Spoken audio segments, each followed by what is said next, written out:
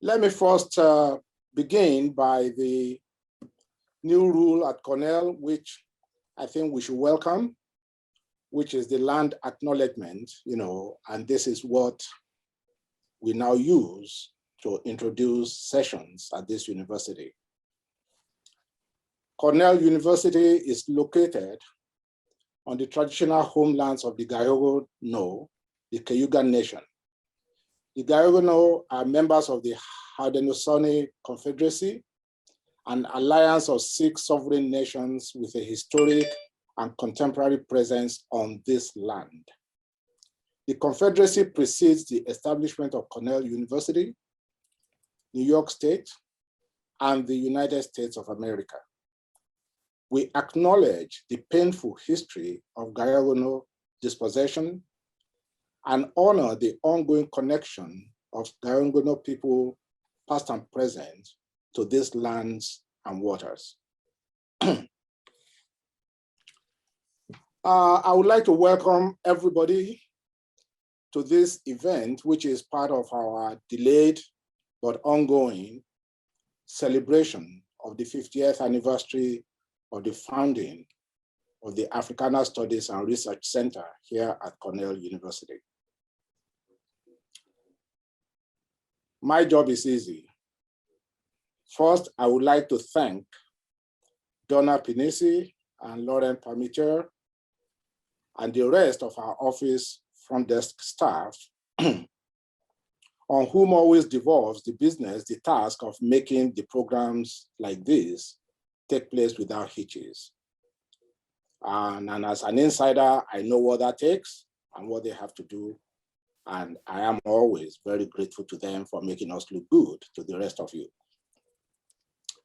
I would like to thank the programming committee of the department, ably chaired by Professor Andre Asier Lumumba, and its members, Professor Taoli Goff and Professor Richard Richardson, who all demonstrate what good citizenship looks like while adding stature to our department by their endeavors. I would like to thank you, our audience, and I'm sure from at least 2 continents, probably more, for spending time with us and giving us reinforcement for continuing the business of creating a better world for everybody through what we do. Finally, I would like to thank our speaker. And I said in my note here, what can I say about our guest speaker today? Yes, the chair of the programming committee is going to do the honor of introducing her. But let me share publicly what I wrote to her privately when I invited her for this talk.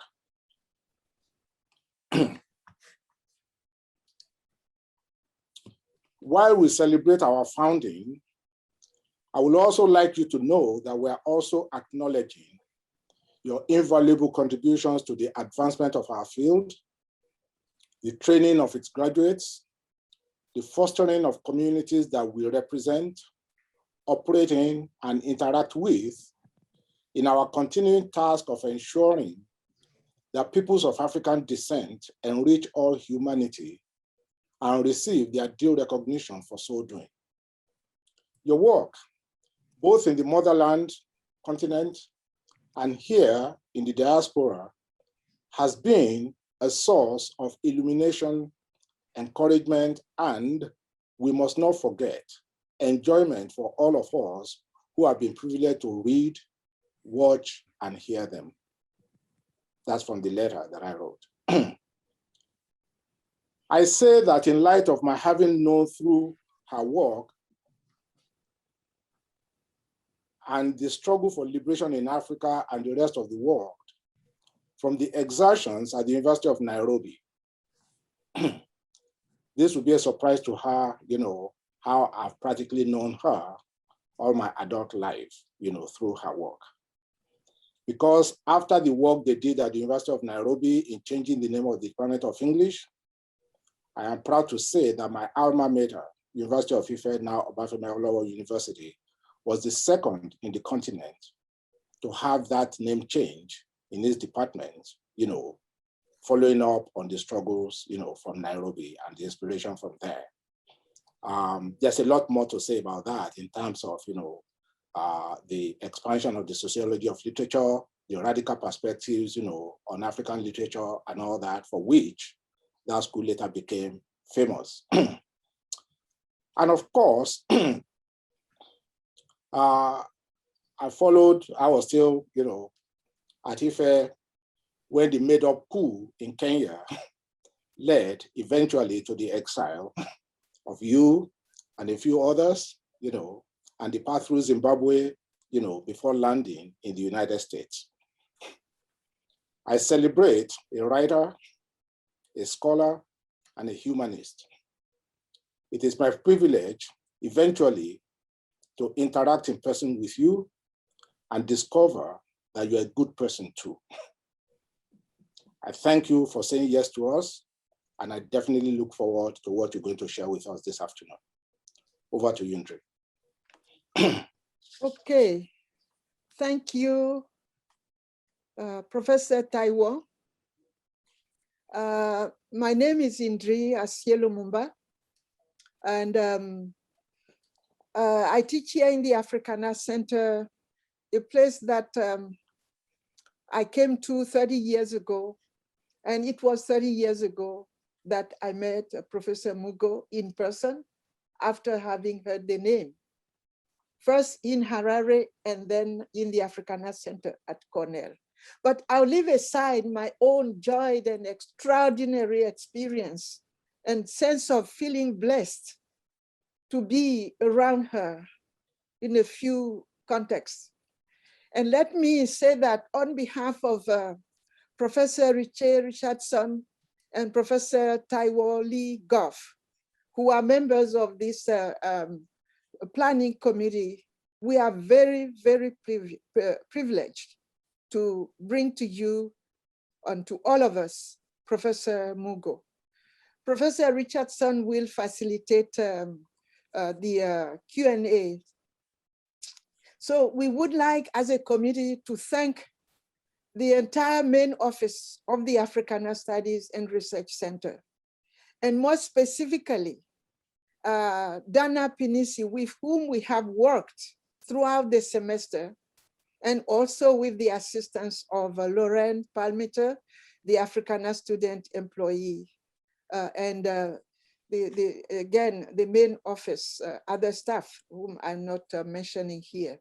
I would like to acknowledge the support we have received consistently from Eric Kofi Akri, the director of the Africana Studies John Henry Clark Library. He has been there throughout the semester. So what has happened throughout the semester? Some of you know, but let me quickly say that we started our activities with a wonderful program, and it has continued. The first one was a book talk by Professor Naminata Diabate, a book entitled Naked Agency, Genital Cursing and Biopolitics in Africa, followed by another equally wonderful book by a colleague, a member of our committee, Professor Richardson, her book, Emancipation Daughters, Reimagining Black Femininity and the National Body. And then we had an extraordinary panel titled No Greater Burden, Health and the Weight of the World on Black women, with four top medical doctors and a psychologist, all put together by another medical doctor, Dr. Janelle Daphnis, a Cornell alum. And I want to say their names here: Dr. Evelyn Cantillo, Dr. Elena Desi, Dr. Jone Haldoun, Dr. Professor Leslie Alexander, who served as the moderator. And then last week, we had a wonderful panel on a book that I had the privilege of co-editing with Professor Carol Boyce Davis. And the book was entitled Pan-African Connection. It's a wonderful and extraordinary personal and professional journey of Professor Loxley Edmondson, one of the emblematic figures of Africana studies at Cornell and globally. And now, I would like to mention, as Professor Taiwo said, this event today is part of a celebration of the 50th anniversary of Africana Studies, the creation of Africana Studies, not just at Cornell, but the Africana Studies as an idea, as a concept. So it all started with Cornell. So in celebration of this 50th anniversary, we had a first event that was titled Making History, Reflection on the Legacy of James Turner and Black Student Activism, 1969-2019. So we held that event exactly 2 years ago. So today is the second important event in remembering the creation of Africana Studies, with the topic, the imperative of Ubuntu in scholarship of Africana Studies, if Africana Studies and research are to be celebrated as liberated zones in academia by Professor Michere Githai Mugo. As Professor Taiwo said, how do you introduce a giant, an inspiring and beloved African center and global phenomenon? Well, I would like to just say a few words. You can't introduce her, but I have to say a few. And those will be really a summary so that we can hear her powerful voice. So Professor Mugo, here is a very abbreviated biographical statement. Professor Michere Githai Mugo is a poet, playwright, literary critic, and emeritus full professor, retired from the Department of African American Studies at Syracuse University in May 2015. A Kenyan by birth, she has two daughters, Mumbi and the late Njeri, both of whom I consider my daughters as well, whom she described as her comrades and close friends. Dr. Mugo has been in the teaching profession since 1967 and has served in such a distinguished position as high school headmistress, university department unit head, first woman faculty dean at the University of Nairobi, 1980, East African Examination Council's first chief examiner of English and literature, etc. Professor Mugo joined the Department of African American Studies at Syracuse University in 1993, and during her tenure served as a director of graduate studies, chair of the Syracuse University-wide Africa Initiative, and from 2005 to 2008, she served as the chair of the department.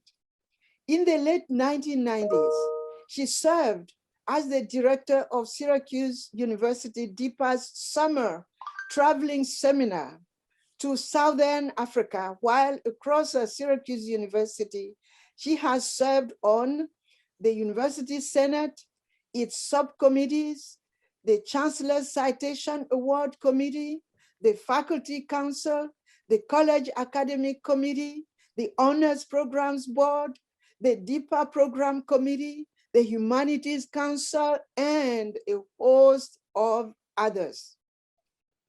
Since joining Syracuse University, Dr. Mugo has received no less than 15 awards for teaching, advising, and academic excellence from students' organization. In December 2013, she was awarded the Elder of the Burning Spear. And in 2012, the Mwalimu Julius Nyerere Distinguished Lecturer Award. In 2008, she received the CNY Women's Distinction Award.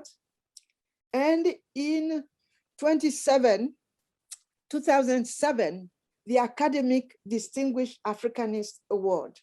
While in 2004, she was named Laura J. and L. Douglas Meredith Professor for Teaching Excellence, becoming the first Black person at Syracuse University to receive this honor. In Kenya, the East African Standard Century publication of November 2002 cited her among, quote, the top 100. They influenced Kenya most, quote, end of quote, during the 20th century list.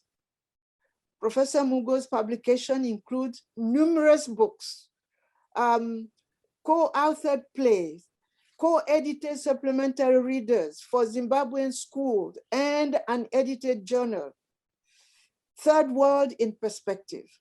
She has many chapters in various books, 4 monographs, a lot of internationally anthologized poems, numerous reviews and interviews and citations. During her stay in Syracuse, Dr. Mugo's community activism has involved volunteer work in central New York prisons among refugees, including board membership in the DC-based African International Refugee Foundation, interfaith works in central New York, the Free Mumia campaign, anti-war campaign, debt cancellation mobilization against the World Bank and International Monetary Fund, Amnesty International work, numerous human rights projects, nationally and internationally, especially with regard to women and children. Professor Mugo is a member of the Ghana Society of Central New York and a founder of the Pan-African Community of Central New York, which she has presided over twice since the organization's founding.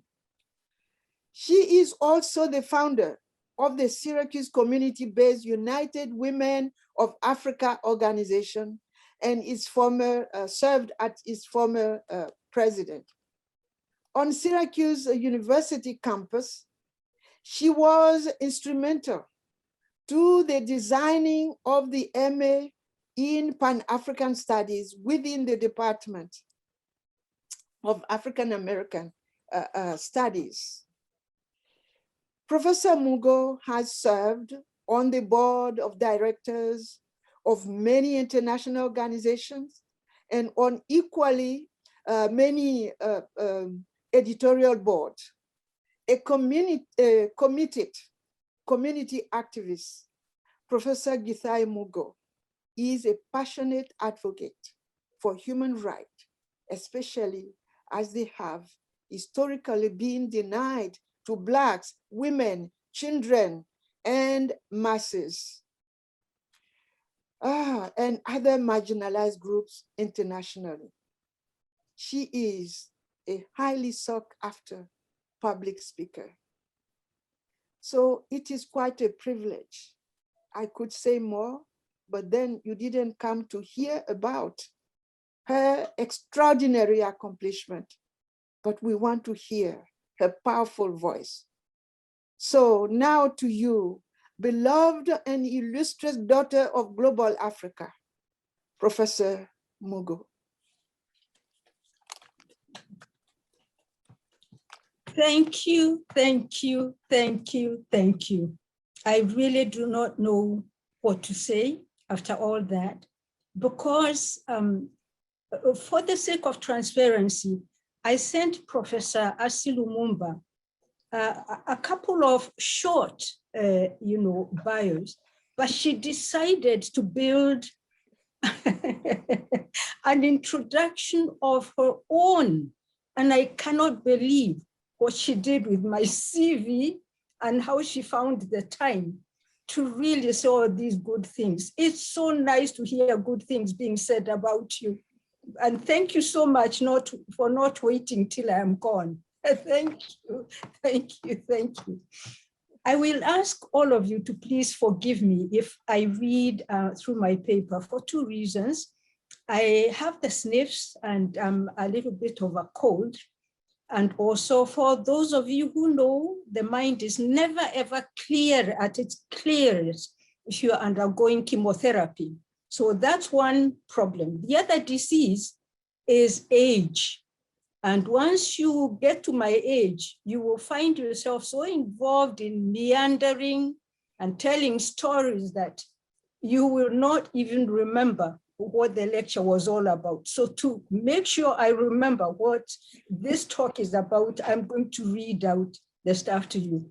The third thing that I would like you to share with me or bear with me about is that in my deliveries, I use the African orature style in which the audience is expected to participate.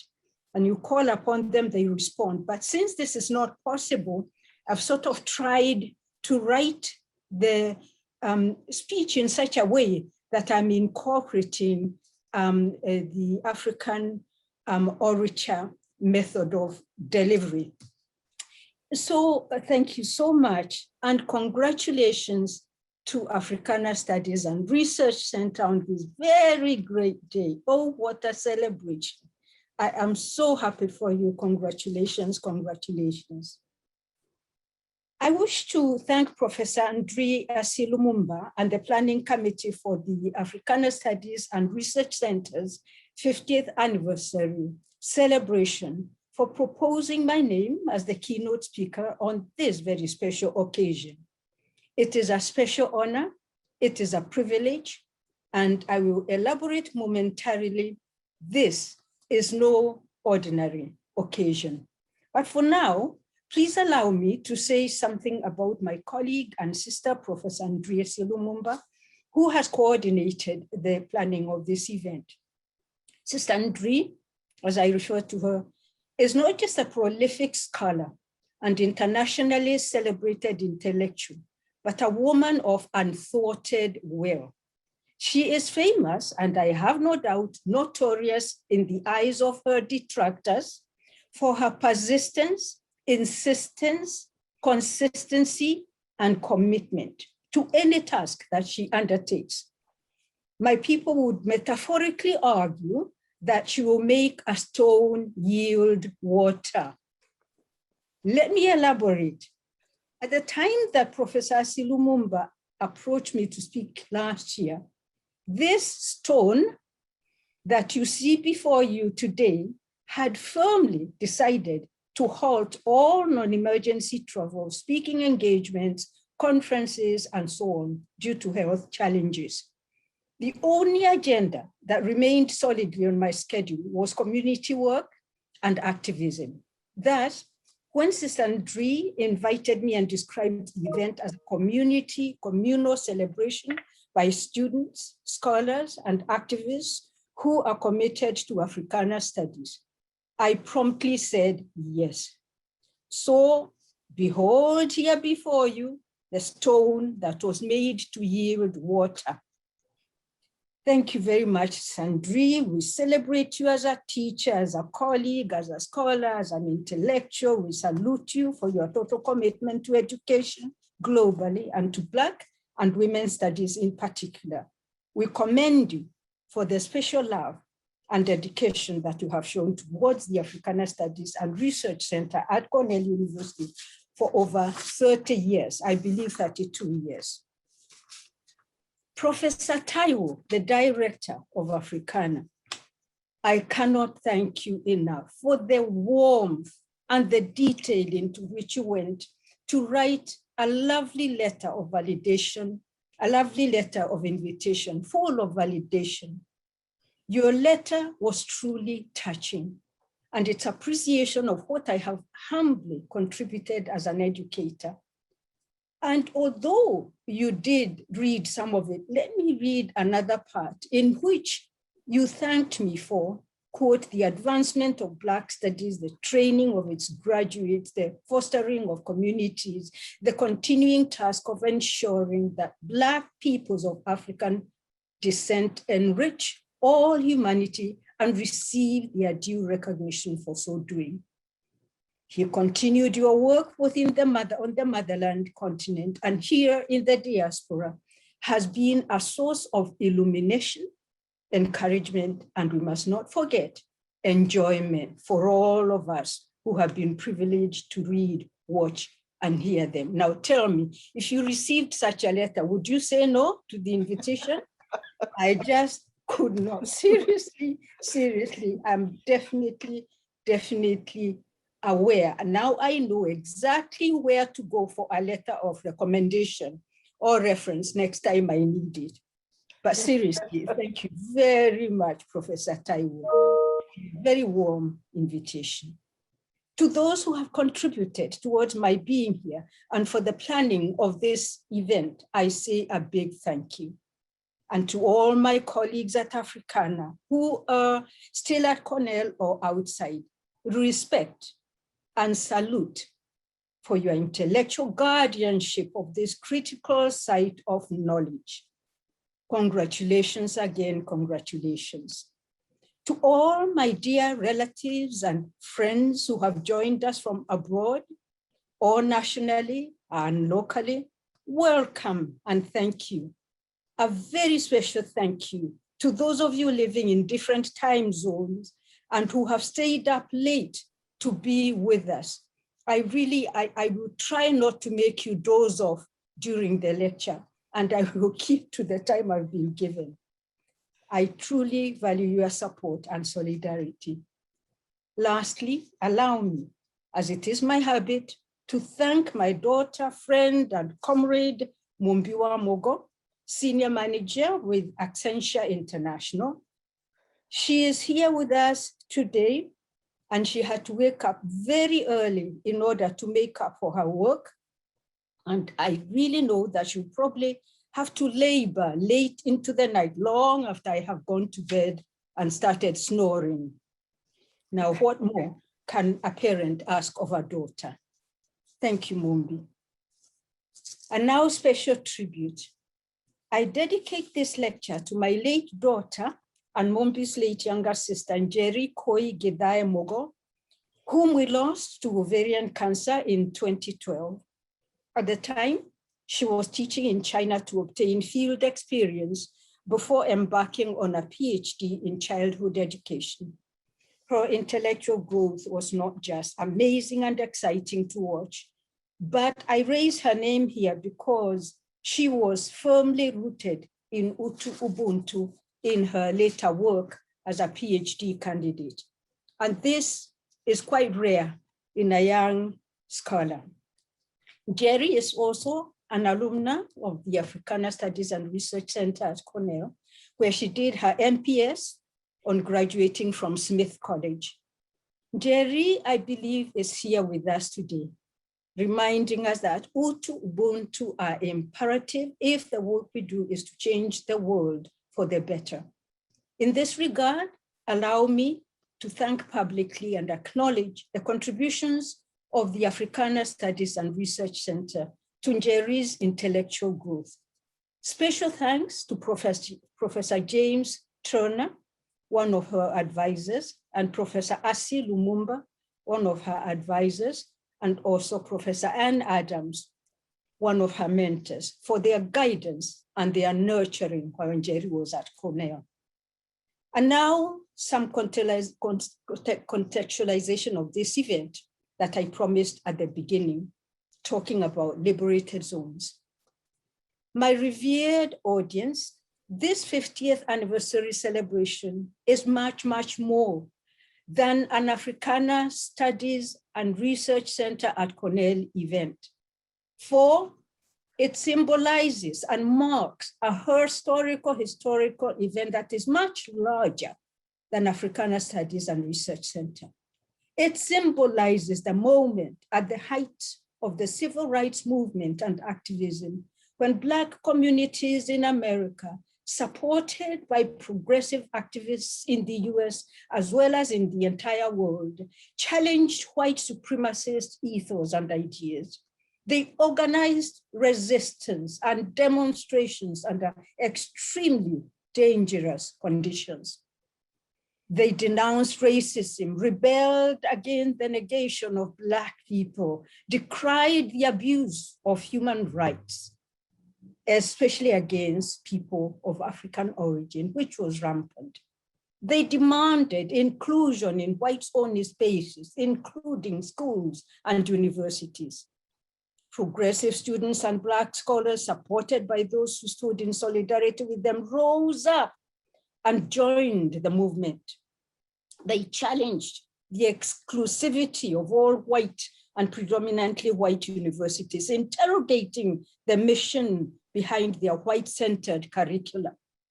More than this, these Black communities, students and scholars challenged the false notion that knowledge was the given monopoly of dominating white cultures. This is how Black studies as an academic field was born. This is how Africana Studies and Research Center was born. Today, as we celebrate Africana as a liberated zone, let us say Ashe. This celebration symbolizes that moment when activists, students, and scholars of African Black origin, plus their progressive counterparts, vowed to put a full stop to the false myths that Black studies were devoid of academic content, nay, that they could never become sites of serious intellectual inquiry, and that they were altogether irrelevant to education, especially, of course, mainstream education. This celebration reminds us of that critical moment. Community of activists, students, and African scholars intervened and denounced this attempted imperialist erasure. They derided the historical negation of their cultural heritages, the distortion of who they were and who their people were. They riled and rebelled against the imperialist doctrine that Amos Zia identified as thingification, turning people into nothingness. This is an experience that dominated people have been through, having their personhood and their cultures wiped out. This is how Black studies as an academic field was born. This is how Africana Studies and Research Center was born. Today, as we celebrate Africana as a liberated zone, let us say Ashe. Ashe. They rose up and insisted on naming themselves and their terms. They claimed ownership of their heritages. They seized their abducted sites of knowledge. Yes, created liberated zones on white and predominantly white campuses, then demarcated and carved spaces of their own, right in the belly of the beast, as the ancient wise ones would have said. This is how Black studies as an academic field was born. This is how Africana Studies and Research Center was born.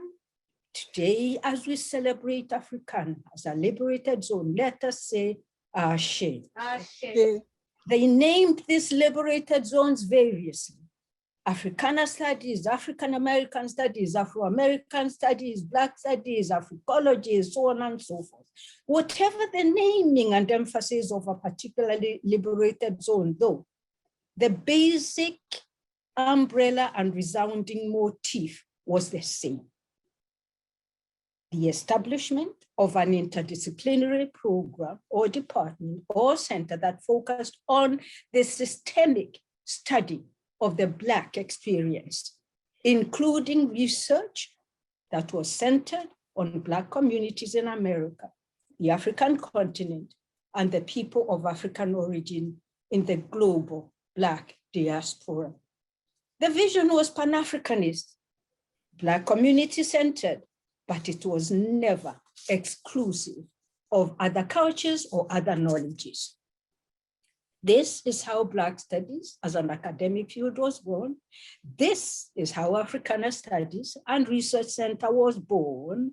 Today, as we celebrate Africana as a liberated academic zone, let us say Ashe. Ashe. Wait, this is the context within which Africana at Cornell was born in 1969, following the famous student takeover of the Cornell University Administrative Building, the Willard Straight Hall.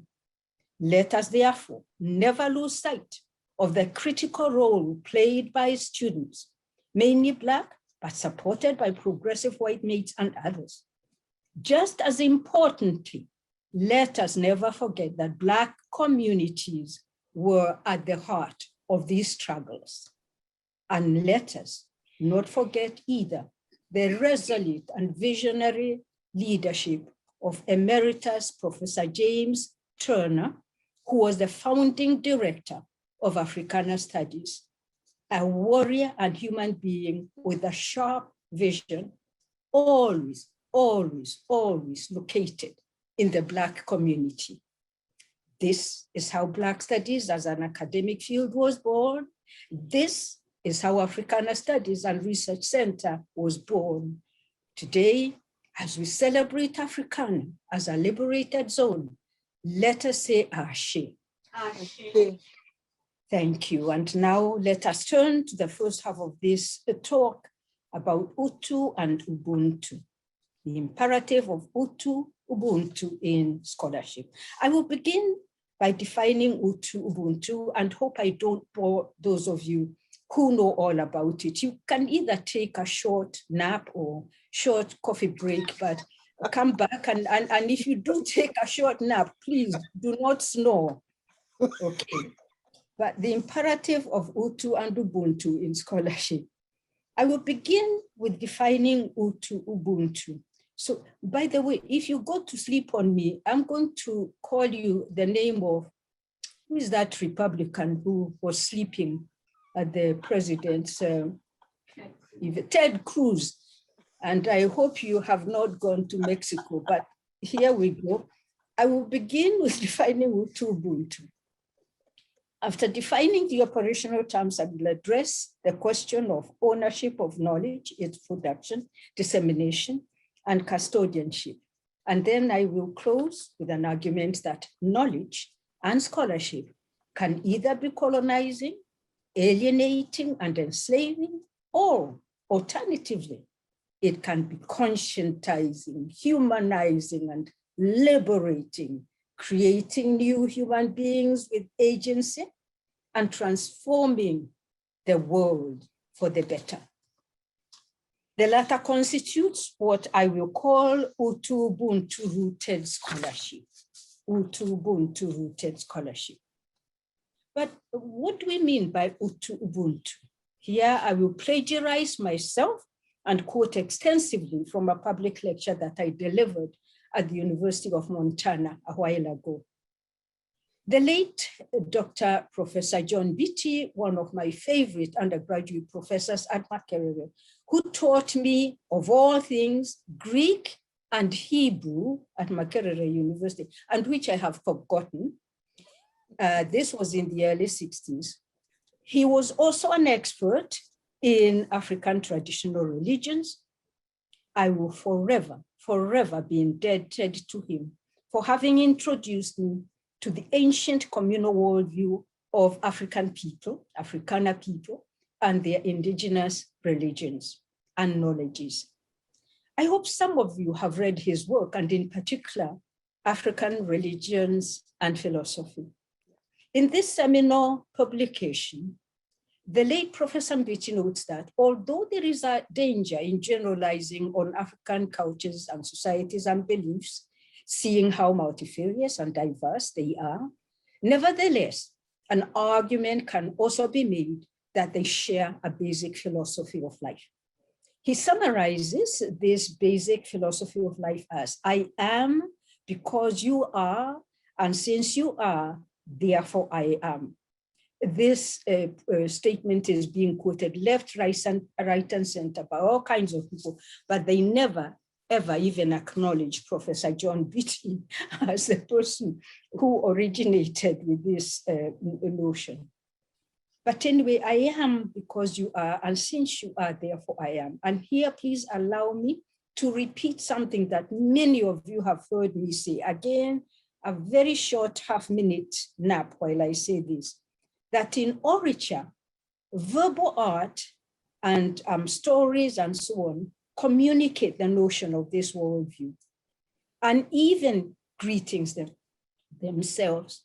For instance, the Shona people of Zimbabwe exchange a greeting that goes like, how are you?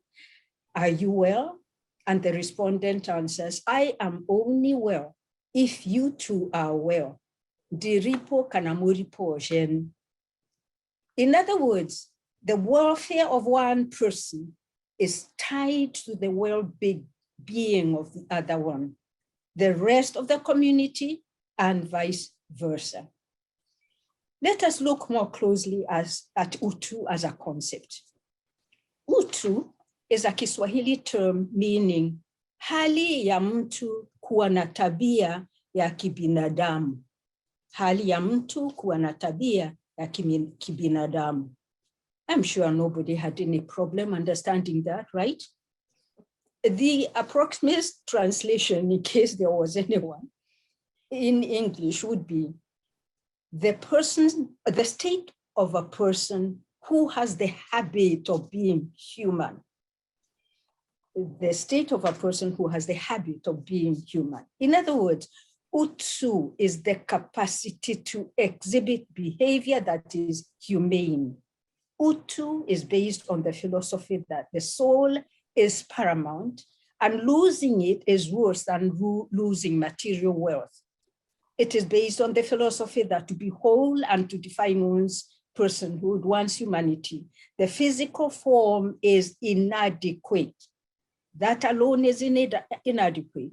For the soul and inner beings are the cores that define parenthood, personhood. They are at the center. The heart and the soul and the inner being are the cores that define personhood, not physical or material manifestations alone. To reiterate, having wealth while being spiritually poor is a limitation of one's personhood. Now, the question here, or the moral of the story, after all that little lecture, what is the moral of the story? In question form, the moral is, do we celebrate Utu by affirming humanity in our scholarship and our research? The other absolutely critical quality in Utu is the ability to connect to one's humanity. It is the ability and quality in Utu to connect one's humanity to that of others. Indeed, Utu draws from the philosophical well of understanding that John Beatty expounds in the worldview of indigenous communal African societies. I am because you are, and since you are, therefore I am. Another moral story, another moral of the story in question form, do we celebrate Utu by promoting shared humanity in our scholarship and research? Is there a difference then between Utu and Ubuntu? Not really. Utu, Kiswahili, Ubuntu, Zulu, really conceptually mean the same thing. Within the Southern African context, it is Archbishop Desmond Tutu who popularized the philosophy of Ubuntu. But as I have already indicated, most African societies have the same basic philosophy, although it may be called something different and even articulated differently.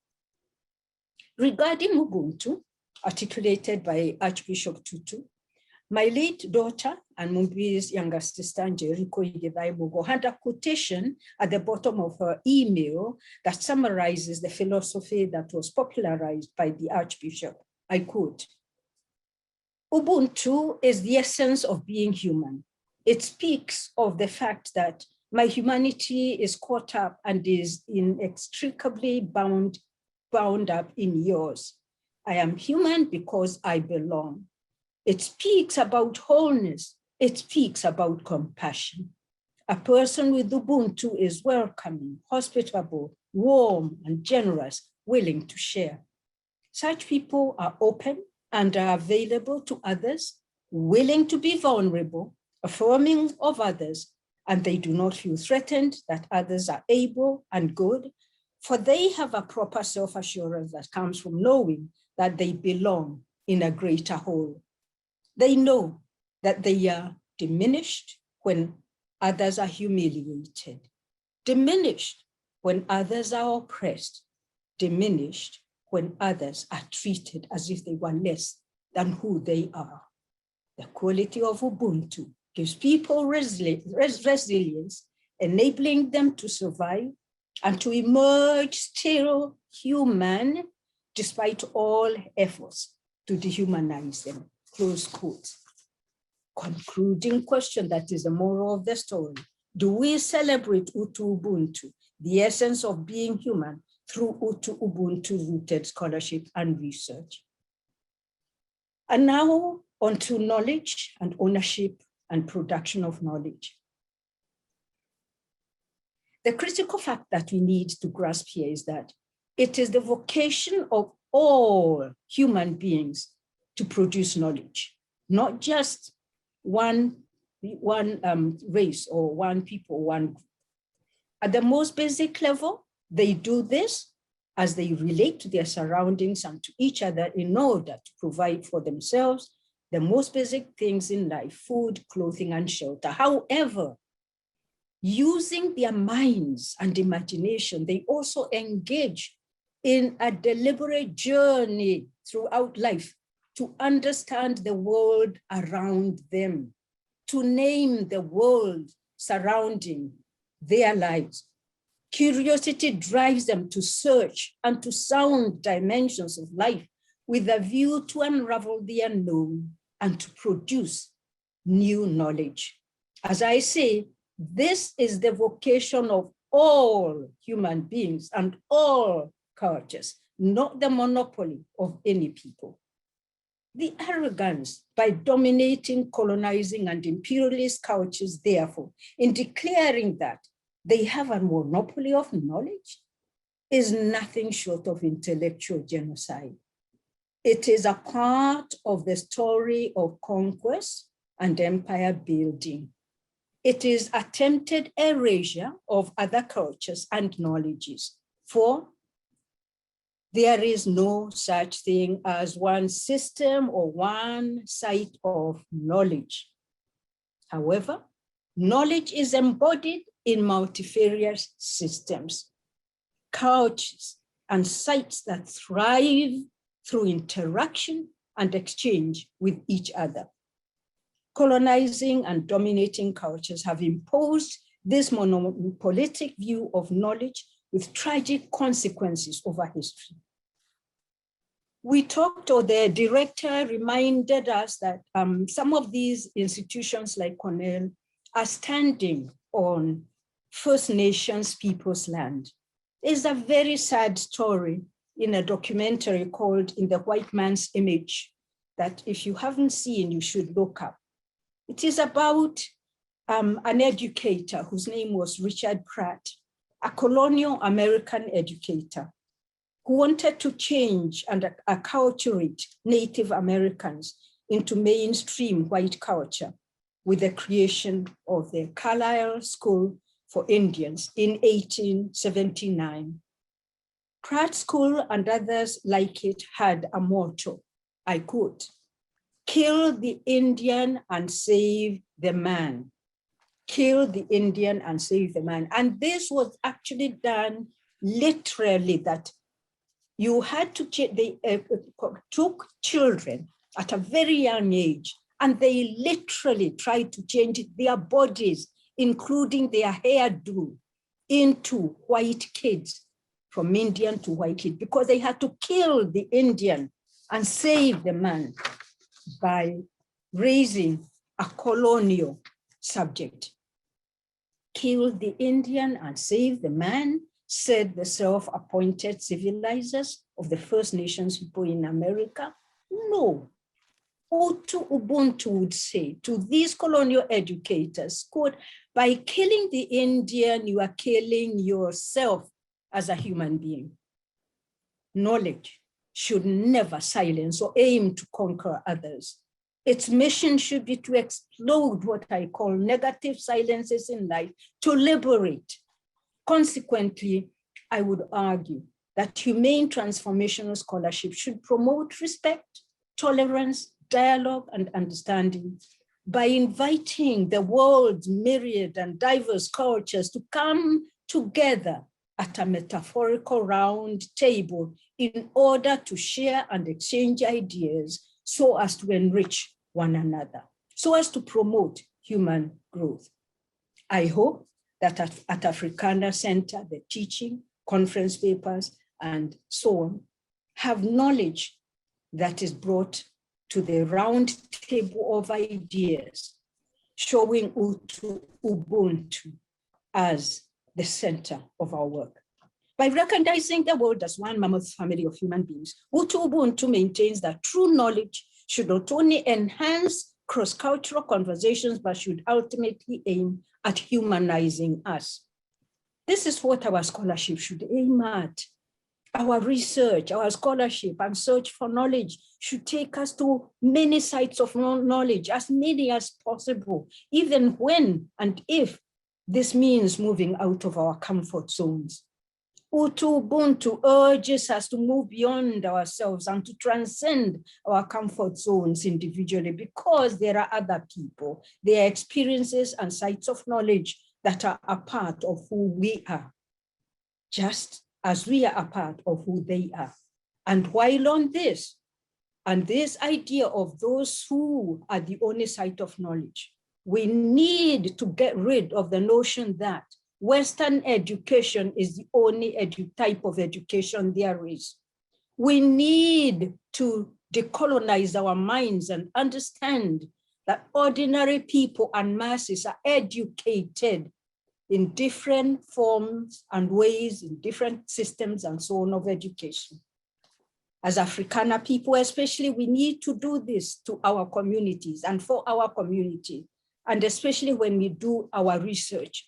We need to get through what I have called elsewhere the harvesting of brains, the habit of scholars going and harvesting brains of the peasants and the workers and so on. And after that, you never see them or hear about them. Ubuntu urges us to be Ubuntu rooted transformational scholars. And we must allow ideas to argue, to debate, to converse. And yes, we must let them even differ and argue, because difference really is very critical to the well-being of all humanity. The next thing I want to mention is engendering our work, teaching and applying feminism and feminist theory. This area is really critical, especially in Africana studies and research. To the extent that we engender our discourses and that we give the priority to, to these, we show that we are teaching a different type of education. We need to give priority also to application and the incorporation of feminism and feminist theory in our curricula, research, and publications. In denouncing patriarchy and speaking, researching, teaching, writing against the oppression, repression, dehumanization, abuse, subjugation, silencing, and marginalization of women, we will be going a long way towards becoming Ubuntu rooted transformational scholars. by recognizing that the incorporation of teaching about and researching on gender and feminism is our collective work and not the responsibility of our female colleagues only, we will be practicing Ubuntu-rooted transformational scholarship. I hope we are doing this. On another point, the mainstream academy has been notorious and sadly backward in dealing with the discrimination of women when it comes to gender equity, equality, pay, promotion, and leadership. Most unfortunately, we have not really done much better in Black studies, especially in terms of leadership. If we claim to be Ubuntu-rooted transformational scholars, let us look unflinchingly in the mirror of truth and ask ourselves questions like, are women colleagues earning less than their male counterparts? Are women colleagues receiving recognition?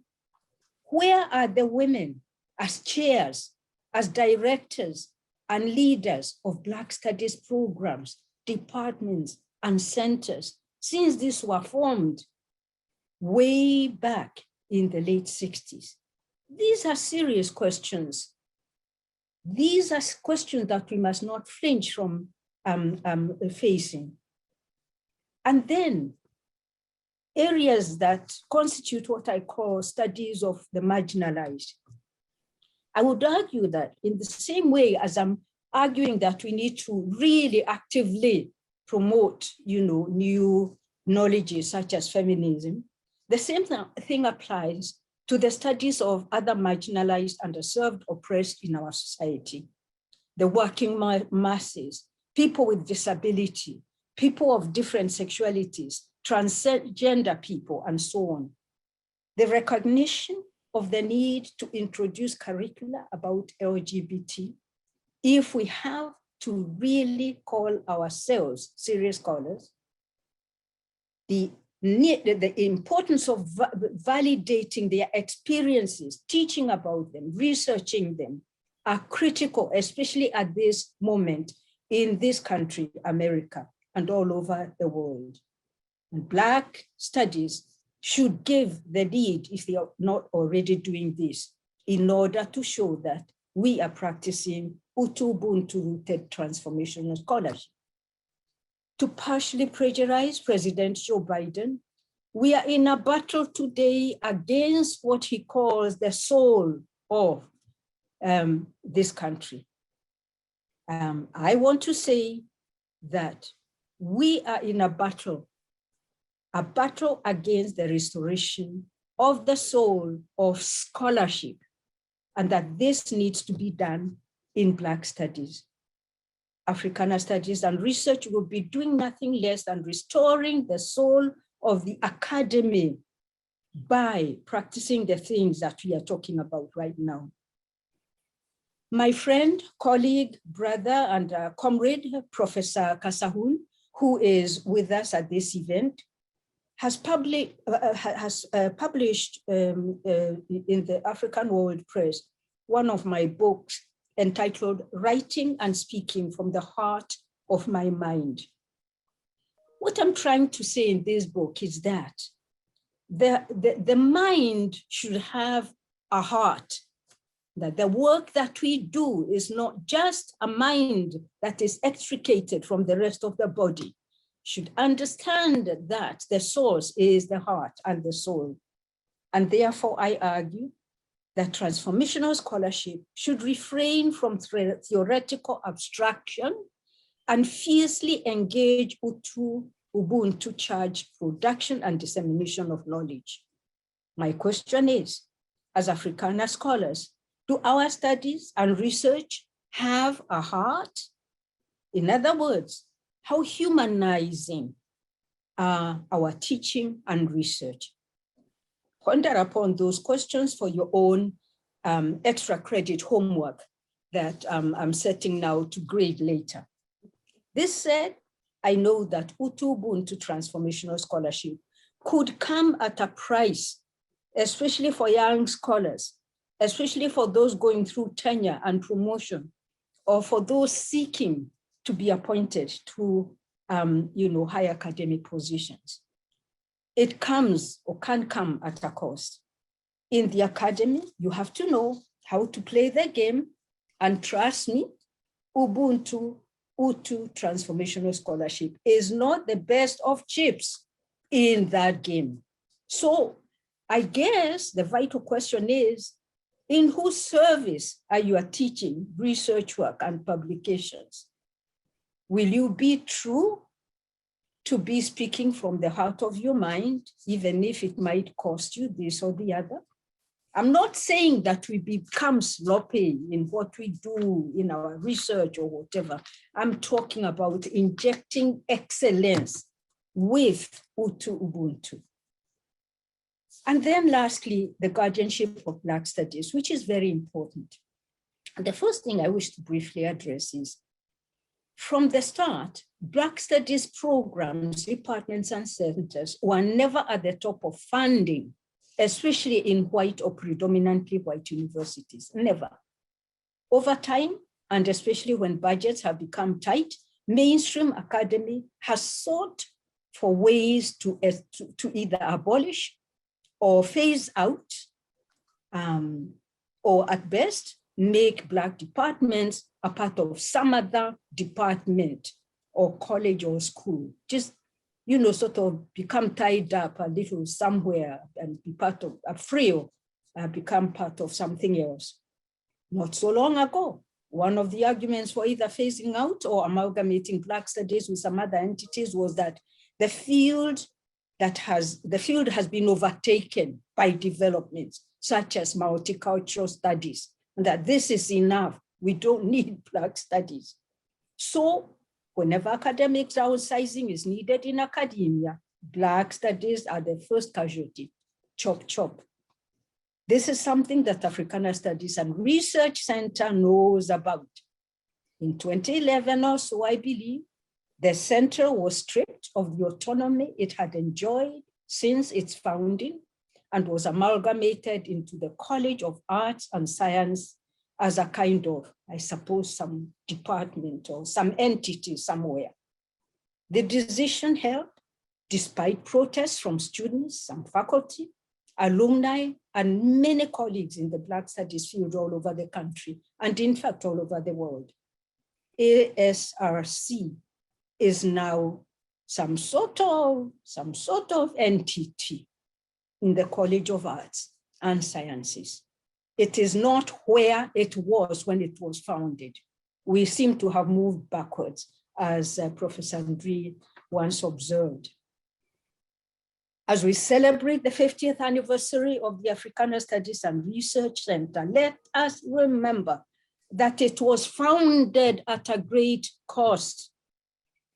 Let us remember, as we celebrate the 50th anniversary of ASRC, that we stand on a zone that was liberated through blood, sweat, tears, and struggle. This is no exaggeration. Let us ask ourselves, will we leave behind any footprints for those who come after us? What kind of guardians are we or have been? Are we careerists and academic merchants that are only interested in our individual academic success, even if it is at the cost of Africana? Are we planters, or are we harvesters who visit the field only at harvest time to take what others planted? These are rhetorical questions, but again, they're your extra credit homework, and you can grade yourself for this one. So in whose service are you teaching? In whose service is your research work and publications? In closing, allow me to reiterate that in my view, scholarship is not complete if it is not applied to the reality around us with a view to attempting to solve problems that hinder human growth and development. This is the kind of scholarship that Paulo Freire the late Brazilian educator and thinker and activist referred to as dialogical education for problem solving. This is the kind of education that Black Studies envisaged from the very beginning, from the start, from inception, as education that, among other things, sought to address the needs and problems of the communities around the academy, as well as those of humanity at large. The application of knowledge for public good is not just critical, but mandatory.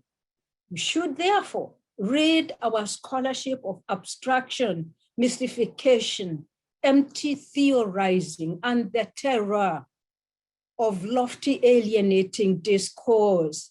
And we should instead release it to humanize ourselves, the people around us, as well as the world. I have asked for this before, and I will ask yet again today. Shall we please bring books down from the shelves of our libraries and translate the theories they encompass into social action that transforms oppressive reality, creating growth and hope for humankind? Or shall we remain eaters and users of what others produce? I believe that Ubuntu-rooted scholarship will see us achieve this important goal. Africana has done a lot of this, and we want to congratulate you on this work. You will do even more. You are continuously converting theory into practice. We wish you all the very best. And as you grow older, let your brains grow sharper. Thank you. Wow. Wow. Wow, wow, wow. Wow. What is that? Thank you for the treat. Thank you, thank you, thank you. I think to give the opportunity to so many who want to ask questions, say something, I will just hand it to Professor Richardson to monitor the question and answer, the chat. So Professor Richardson, to you. Thank you, Professor Asiya Lumumba. Thank you, Professor Mugo, for such a deeply engaging, compelling, and revealing lecture. It was incredibly wide-ranging and inspiring and uplifting. So I, along with everyone, applaud you heartily. To start us off, we have three just preliminary questions that I want to get on the table. The first is, how can African writers use historical fiction to debunk age-old prejudices that favor a Eurocentric view of world history? Say that again. How can African writers use historical fiction to debunk age-old prejudices that favor a Eurocentric view of world history? Okay, I hear you now. Well, I really hope that this is a session where other people will come in, either to, you know, speak to the question or answer and so on, so that we hear more voices. I think they already have, many of them, or the progressive ones and so on. I think of, you know, works like Chinua Achebe's Things Fall Apart. I think of works like Amateidu's and, you know, her, especially the Anoa, you know, that play that shows that, you know, the connection between the African continent and the diaspora, and therefore dispels the myth of trying to divide up, you know, Africana people. I think of works like, you know, that of Ngoge. I think of work like even, you know, that of, you know, Rebecca Njau and so on. So I think Ayikwe ama wole shoyinka actually, you know, and so on. Flora Ngopa in her own way, you know, in a work like FU. So I see them, you know, countering, you know, this narrative of not only misconception of Africa, but sometimes really demonization of African cultural practices, so on and so forth. I see them countering the notion of, you know, creating characters who occupy their own space and who enter history and do things in history to change. I see them, you know, using language and so on to rewrite, you know, that colonial story and to decolonize us. In the words of Achebe, it's like, you know, literally a lot of them have gone out to show that the palm tree and palm wine can be a subject of poetry for Africans, and that you don't have to talk about snow and shoveling of snow and so forth. I remember him quoting the story of his wife asking children in a class that he was teaching English, and he asked one, now, why did you choose to write about, you know, snow? You've never seen snow, and this is why your essay didn't work. Why didn't you write about the Harmattan? And I remember her saying something like, this is Dr. Christy Achebe, you know, who is an educator in her own right. And this child said, no, if I didn't write this, people would laugh at me out of existence. So yeah, but we need to do more. I hear you, you know, but the progressive, you have again to understand that African writers are not a monolithic group. You have progressive scholars, you have, you know, people who are involved in just, you know, liberal activities. You even actually have people who try to justify colonization or to show, you know, the contribution that it made to Africa and so forth, you know. So you have various groups of writers, you know, revolutionary, progressives, you know, in the middle, and conservatives and so on. But we need to do more. I didn't quote myself, but that's something I try to do in my own work. Thank you so much. You're welcome. The next question comes from Chinyere Okafor. Thank you very much for this inspiring lecture. The content is direct and committed. I want to appreciate your oratory and poetic rendition of the lecture with refrains that instill the Ubuntu message in us. Thank you.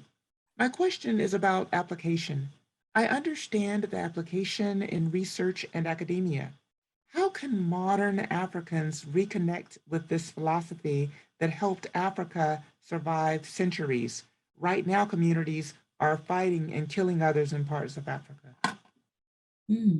By the way, Sister Chinyere, how are you? Salute.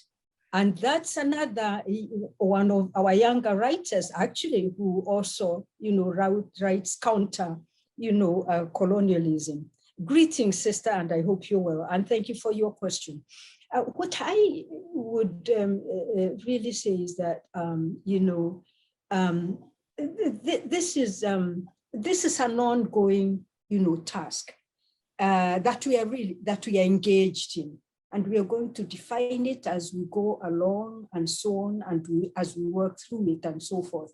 It's very challenging, and as I said, you know, it's not within mainstream work, but I do think that at the end of the day, the you know, institutions end up recognizing and respecting us for having something to contribute.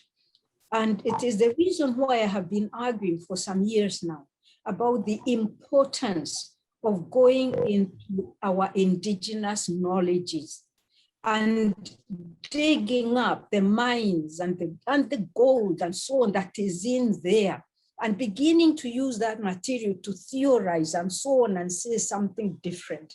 So we go to the conference table with something original, rather than repeating other people's ideas and so on. And there's a lot there. So there is a lot of work that we need to do there. I want to commend organizations such as Codesria, and such as SAPES in Zimbabwe and so on, and some institutions that I'm forgetting in South Africa, and many more all over the country that have been really, really busy, you know, trying to mine this knowledge so that, you know, we can work on it as part of the contribution to human knowledge. I don't know whether that answered your question, but Chinyere, you know you have an answer to that question. Why are you asking it to me? Are you there? She may be muted, but if it's possible to do the unmuting of our guests in the chat, then comments are most welcome. We have some raised hands, so if you want me to unmute them so they can ask their questions as well. Absolutely. Thank you very much. David Mombari, African Leadership Center at King's College London. I just wanted to pass a message of appreciation to my professor and our professor, Michelle Mugo, for this wonderful and fantastic lecture and reminder. And just wanted to pass a message that we honor her and send so much love, and thank you very much for the opportunity to pass that message. Oh, may I say something? Sure. Yeah, of course. Okay. I just wanted to say that young man, I suppose he will not be amused with me calling him a young man, but he used to be my teaching assistant at Syracuse University, and he was one of the best teaching assistants that you could ever have. We even used to sing to our students during my creative writing lecture, but I won't sing the song because you will laugh at me, and also my voice is hoarse. But David, lovely to hear from you. And now David is my fellow professor. Congratulations. So that's also Black African American studies, as I say, as the product of Black studies. Thank you. Next. I unmuted the other participants who had their hands raised so they can speak now. Hello, Mama Mombi.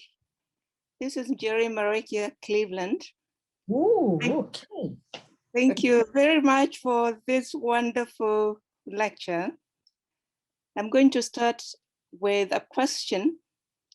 A very long time ago in Nairobi University, I believe it was in 1982, you put up a play. I believe it was at the University of Nairobi and perhaps at the Kenya National Theatre later on, before the government closed the play. And what I remember as a young student at Nairobi University was watching these community members, I believe they were from Kameredo, playing themselves, and where the issue was concerned local people without shoes. They didn't need costumes because they were playing themselves. And I remember thinking just how powerful it was for us students at the university then, that there was so much knowledge coming from the community that needed to be enhanced.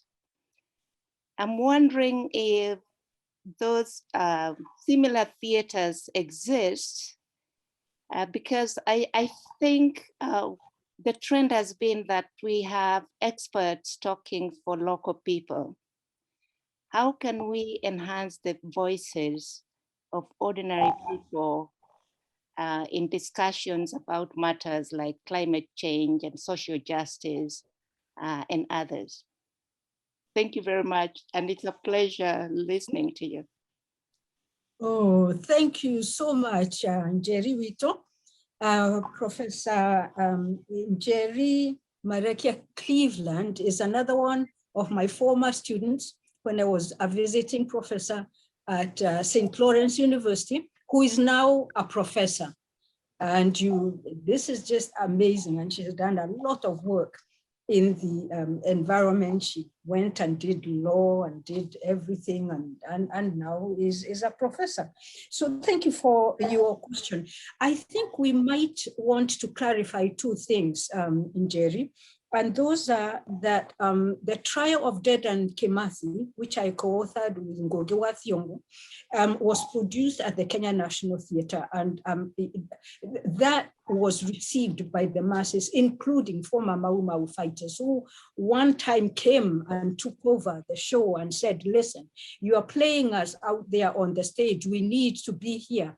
And we had to begin the production late because we needed to accommodate them and put in extra chairs. We had to ask for special permission because we weren't following the fire instructions, from the fire department. And we were allowed, and they came and saw that. But what you're talking about is something else that is a celebration and an example indeed of applied knowledge to the community, as well as using the community to give new knowledge to what we are doing. And you're talking about Ngugi wa Thiong'o and Ngugi wa Miri's play, Ngahi Kandenda, I will marry when I want. And this is that when they created a theater at Kamiritho in Limuru, the peasants and workers built it, and they were playing the parts in this drama. And this angered the establishment. One of them, actually, I'm sorry to say this word, my brother-in-law said, we can't even play golf in dignity because those little boys who have been there to Kamiritho are refusing to act as, what do you call them? The boys who collect the balls and so on, whatever they are called. So, and the other people, when the government closed this theater and started arresting people, including, again, our colleague, Professor Ngugi wa Thiong'o, they said, listen, you are teaching women to go jumping up and down on the stage, singing these songs and so forth. The workers were actually producing knowledge. The songs were theirs, and the theater was in their own language. They had built the theater. They were part of the production process and so on. So they were bringing new knowledge. And this is really a good demonstration. I'm so glad you have raised it, of what I was talking about when I said the masses have knowledge of their own and educations of their own, because I think Ngugi wa Miri, Ngugi wa Thiong'o, Kimani Gechao, and others who are part of that production will be the first to tell you that they learned so much. One little boy who had attempted suicide for years was one of the actors with the best of the voices. And he said that this theater had saved his life. He no longer wanted to commit suicide. So yes, you're right. Drama and theater is one way actually of doing this practical work. We are very well placed in the arts to interact with the community, to take knowledge to them. We can bring them to the campuses, storytellers, musicians and so forth, to come and talk to the people about the beginnings of jazz and the blues and so forth, and how they all started and so. So yeah, indeed, we have these vehicles. And you asked whether it's ongoing. I understand it is ongoing in a lot of countries, although during this time with COVID-19, it's difficult. But yes, those theaters, both traveling as well as theater for the people and so forth, are ongoing in quite a lot of the countries. And it's mostly the youth, the young people, who are at the helm of this, which is just another wonderful thing. Thank you. Thank you. I have a question, if it's okay. Professor Mugo, this is your former student, Scott Brown. So inspiring and wonderful to get a chance to hear you, and you sound just as vibrant and piercing in your knowledge as you did decades ago in class in Africana Studies and Research Center. My question is, in dealing with just the diversity of students throughout the African world, the Black world. Could you share with us some, could you share with us some of your insights from your experience in how to talk across the different backgrounds? I mean, we talk about connections in Africana between colonialism, enslavement, Jim Crow, and apartheid, etc. But I know you have a rich history of talking to people throughout the Black world, and I'm wondering what strategies you could share with us that kind of cut through the kinds of things that have been used to divide us in thinking about our stories and our futures collectively. Oh, first of all, Scott, oh, please, I embrace you. One of Africana Studies and Research Center's bright, brilliant productions. And now a professor, I believe. Yeah, yes, yeah, I'm teaching. Yeah. Wonderful, fellow mwalimu. And now that's a great question. I will give an example. I think that we need to come up with methods and methodologies of teaching that will free people as they debate some of these issues, especially these very sensitive issues and the differences that are there. One person who does it really beautifully through play is, again, the Ghanaian writer Amateidu in her second play. And I'm having a senior moment here, but she shows the conversations and all the stereotypes that Black people have against each other, especially African Americans and Africans on the continent. And through, turning it into a play, I think she produces space where through those characters, a lot of truths get to be told and conversations get to be held where people would be shy about it. The other example that I would like to share is, my own work on that earned me the title of Meredith Professor for Teaching Excellence. But I proposed a course that uses debating and debating techniques to teach. And I would use it to tackle some of the very sensitive areas that we deal with. And you would take a subject of debate that is very controversial, especially in terms of discussing, all these areas of discomfort and untruths and brainwashing and so on, and also of love that Black people have for one another, especially Africans on the continent with those in the diaspora. And through debate, we choose a subject. And then, of course, you give the students, allocate them to one side, either supporting the motion or, speaking against the motion. And it was just amazing what came of the students through this kind of thing. Sometimes you would have something, a statement like, women are inferior to men and their brains are created as, biologically inferior. Okay, you put that as a debate and you have people, some of those who don't believe in that kind of thing, but you force them to be in a situation where they are going to unleash all the stereotypes of why women have, have inferior brains. And then you have on the other side, the other team that is, so that kind of thing. So we need to look at methodologies where people will really honestly find the, sort of safe space in which to talk about. In debating, you can say, I'm just debating, but you go research and come up with ideas that are just incredible. So, that kind of thing, but we need to do more and more of it, and we need to seriously confront it.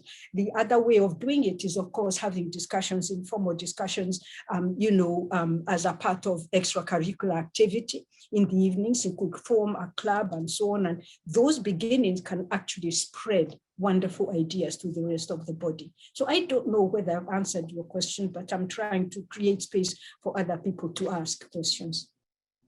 All right, can I go? I am Dirango Wachanga. I was thinking about Professor Mogo, particularly last year with the protests that were going on. And I was lucky to be working on a project about her life and contributions.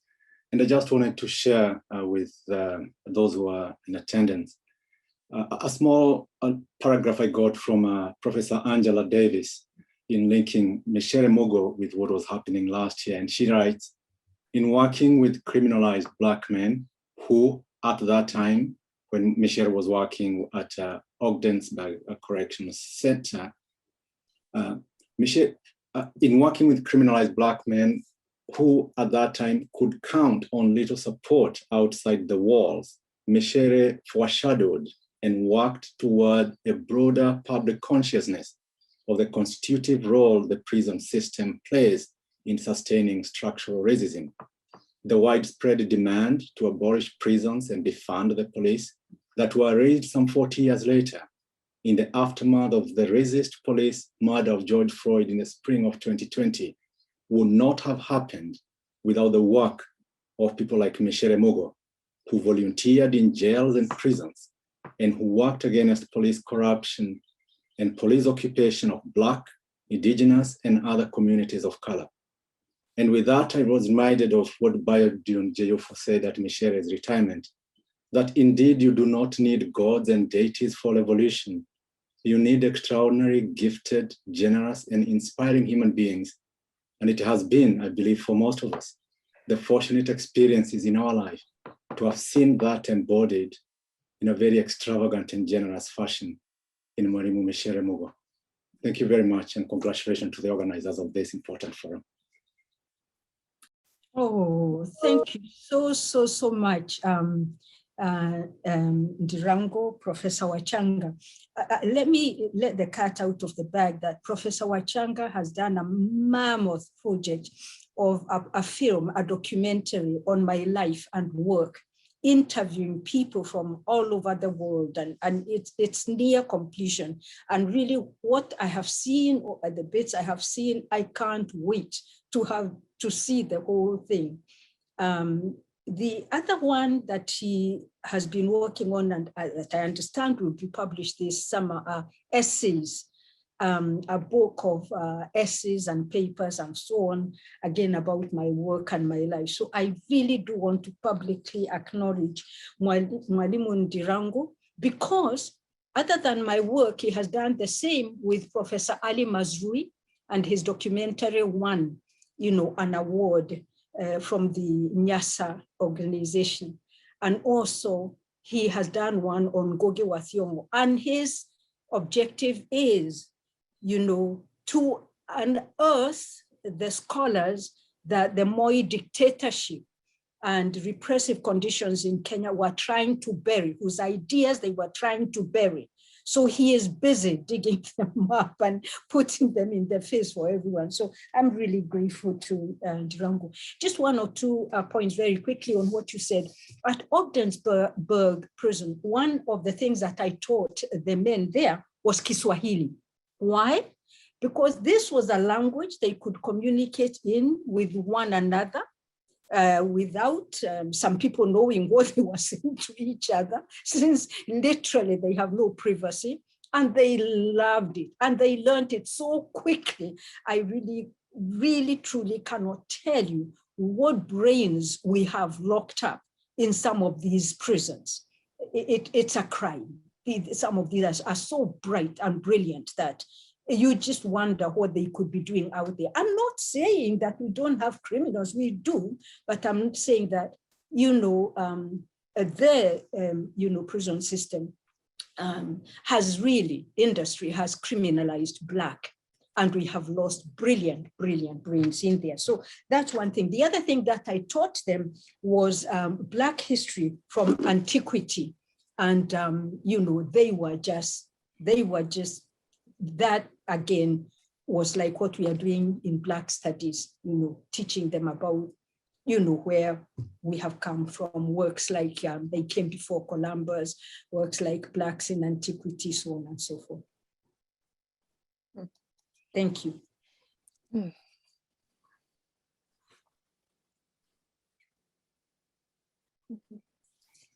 Hello, Dr. Mugo.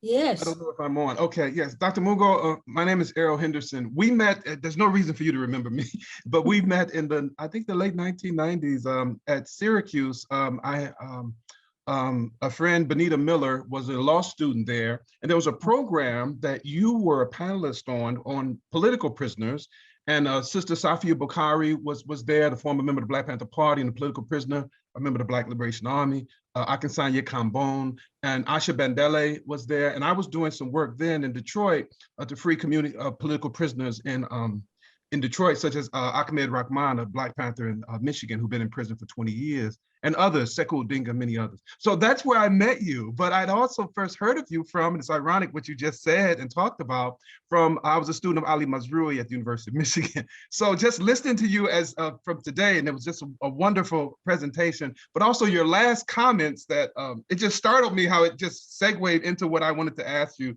So again, your magic is something else, Professor Mugo. So Professor Mugo, what I want to ask you specifically was about diaspora.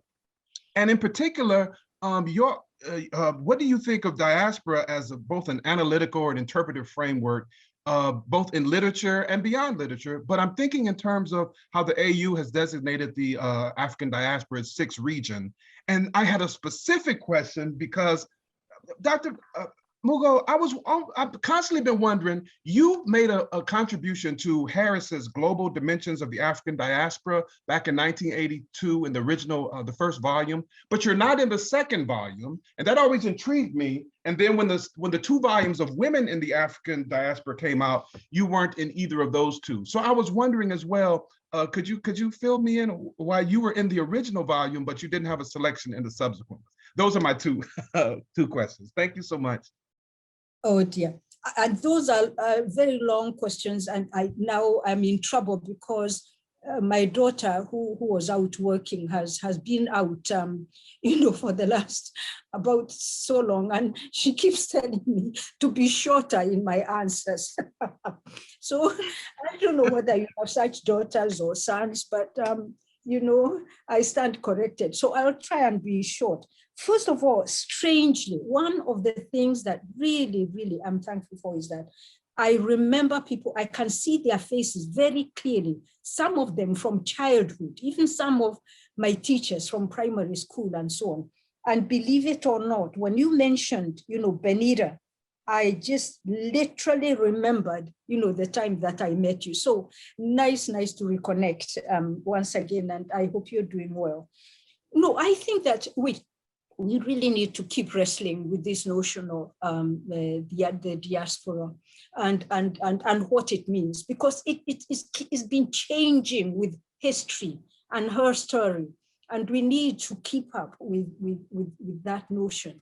Because, for instance, to give an example, we used to talk of the diaspora as people, African Americans or African Caribbeans and so on, but now there are Africans, who have ended up, sort of being first generation, second generation, this in America, in Jamaica, in all over the world and so forth. And I don't know, I think we might just have to need to use Mwalim Ali Mazrui's, term global Africans for all of us. Otherwise, it's a term we just have to keep on going to try to get that definition. I really like the idea of the AOU making the Black diaspora, that is African Americans and the Caribbean, become a part of the 6th, part of the African Union. Now, I don't know how really it is, but what I'm worried about is that sometimes it gets interpreted as Africans who have moved into the diaspora. But I really think the original idea was African Americans, African Caribbeans, and so forth. And if there are Africans here who define themselves as Africans in the diaspora, then they are part of the group. I don't quarrel with anybody who calls me African American or African Caribbean. It doesn't really bother me at all. I'm fine with it. So I don't know. Your questions are very large and they need a lot of discussion, but I hope that touches on some of the issues.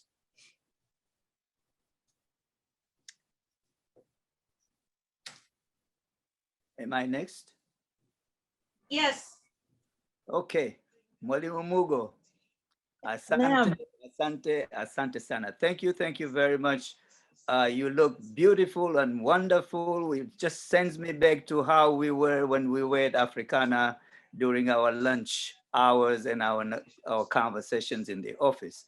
I really don't have a real question, but I just wanted to greet you and wish you well. And not only that, but your presentation was just excellent, and hopefully we can have it and we can use it in some of our classes. However, perhaps maybe you can mention something about languages in Africana studies. Perhaps that may be just a short little point you can raise. Asante sana. Asante. Mwalim Nanji, my friend, my comrade, and we taught together at Cornell, and he is just a beautiful human being, full of Utu and Ubuntu. And I'm so glad to hear from you. Mwalim Nanji, I think that this was an omission for me, not to mention that one of the biggest contributions in Black studies and so forth is the, the return, not the return, but the reintegration of Africa, the revival of Africa and the languages and so on that are being taught, whether it be Kiswahili, Yoruba, a lot of African languages that have been taught in Black studies. And I think that through language, there is really a very great connection in terms of defining our identity. And in fact, they embody some of these indigenous knowledges that I was saying that we need to go to in order to define ourselves as unique in the academy. And in saying this, we thank you for your contribution in the teaching of Kiswahili at Africana Studies and Research Center. Some of your students actually still speak beautiful Kiswahili long after they left Cornell. And in fact, my daughter, Mumbiwa Mogo, learned a lot of Kiswahili from you. So thank you, Mwalim Nanji. I hope you're continuing to do the same at Columbia.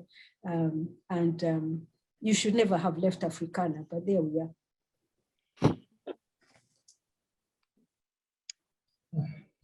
Okay, 3. Hello, good morning, good afternoon, evening. Good evening. Yes, my name is Mwadime Wakesho. I'm doing research on colonial Kenya with the intention of doing some fiction, a fiction story really centering on the fall of the British Empire in Kenya and the establishment of Starehe Boys, of which I went. Yeah.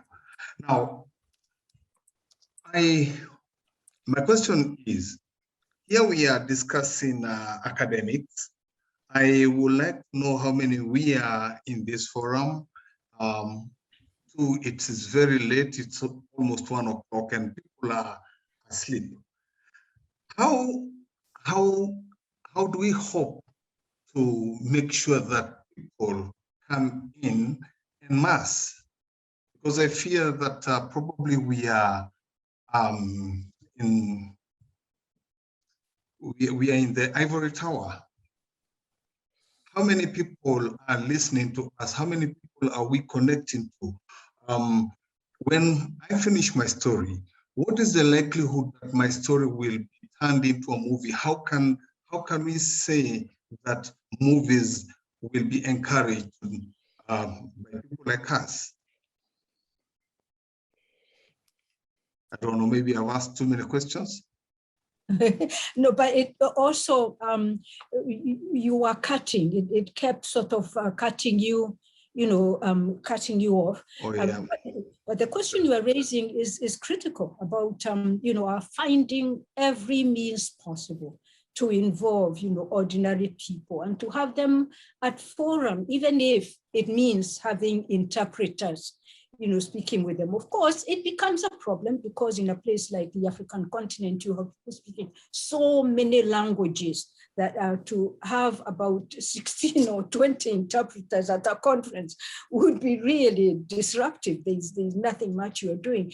But I think that there are fora where we need to involve them and bring them in. And I was giving examples. I know that in my creative writing classes and my literature classes, I had, wise men and women from the community at Syracuse coming to speak at my classes and present and so forth. And it was very exciting for the students. I also know that, some of the students that we have had at Africana and so on, and some of them who are professors and teachers and so are really quite still involved in reaching out to the community and understanding this connection. So yes, we need to try more and more of it.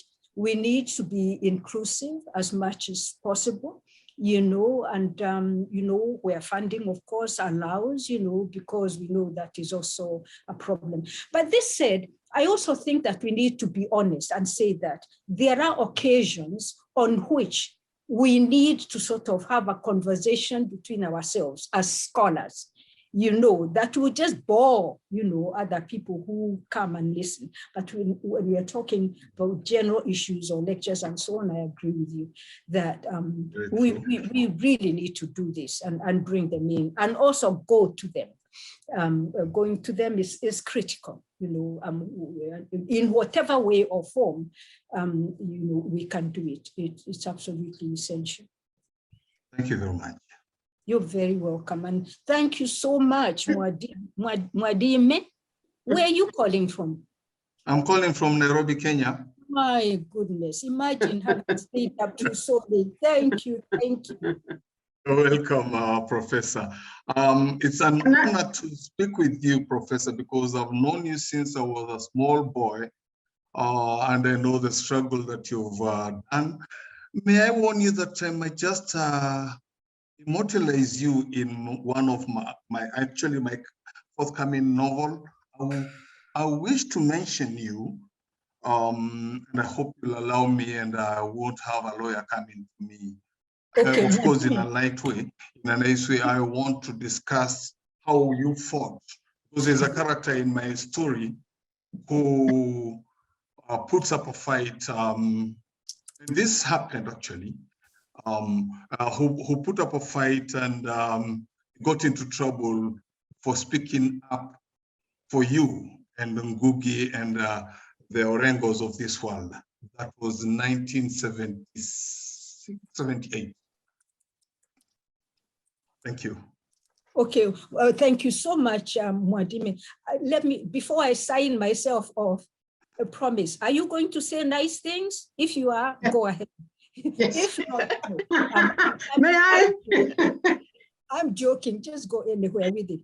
Mwadime, if we can have a longer conversation, and you can get my email from people like Shai Mwangola, whom I'm seeing, somewhere here, Wangoi Wagoro, I don't know whether she's still in Kenya, and I don't know who else is there, but I don't want to give it out to everybody because they don't. Why should? I'm sure they are not interested. Well, I know Mwadime, and I will definitely make an effort of looking for him and making sure he gets it. And if I may ask, I'll be waiting for it. I'm shy. Thank you very much, Professor, once more. Welcome. And if I may ask a question, Professor Richardson, I had some. Yes. Did you? I sent you some messages there. My name went off. Hello. I'm there. Can I ask? Oh, hello. Hi. Hi, how are you? My name is Beth Mina Albag. I have a long history with the professor meeting here and there. And I am very fulfilled by the the talk, the lecture, because you are guiding us on how we need to continue or to decolonize in a very, very special way. And that is, in the beginning, when you started talking about Ubuntu, you kind of said, oh, if you know, if I'm boring you, go and sleep and come back. And I said, no, no, no. That is not, we are not going to sleep, because this is something we need to keep talking about. And of course, yes, it is the story we know in our, those people who have grown, but our children and the children we are teaching today are probably as blank, and therefore it is a story. And then the way you have talked about the teaching, the research, the transformative way of researching is the kind of where you are researching with the people, not about them and not on them. And that is the story we need to sort of pick up. And I feel very honored to have waited. I'm talking from Uppsala, Sweden, so it's after midnight. But it is a story that I think we need all the time. Even when you are sleeping, you want to wake up and say, am I thinking about others? And this is a critical moment in today, where the world is turned upside down.